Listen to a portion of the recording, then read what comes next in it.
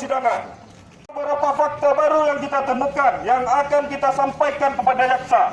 Dan di sini kita punya tuntutan yang bahwasanya pada malam itu yang diduga karena salah suntik. Nah, karena kartu obat pasiennya sama, maka kami juga menduga bahwa saudara kami Azrul Amilin juga meninggal.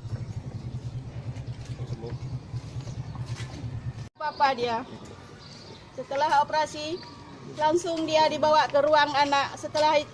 Setelah dia disuntik, langsung dia bilangnya pening ya, sesak nih. Memang dia tak bisa. bahkan di dalam proses sidang kita melihat ada unsur pelanggaran-pelanggaran lain, bukan hanya saja salah satu sidang pemeriksaan saksi. Kita juga akan kawal sidangnya.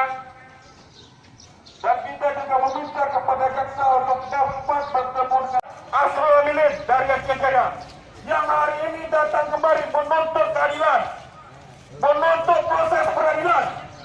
Persidangan kembali. Sidang pertama ya. Sidang pemeriksaan. Oke, Ibu selaku siapa? Orang tua dari Azrul Mukmin. Bapak Amilin. Bapak ayahnya ya. Terima kasih Pak, Ibu sudah jauh-jauh dari Calang Pak ya. Ya.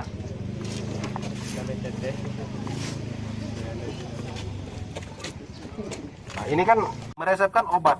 Ketika melihat reaksi yang terjadi pada pasien Azrul Amilin, bukan reaksi yang ditimbulkan pada pasien Alfareza. Karena mengetahui hal itu, terdakwa Erwanti berusaha untuk menghentikan terdakwa Desri Amalia untuk tidak menyuntik pasien Alfareza, dan ternyata terdakwa Desri sudah melakukan penyuntikan.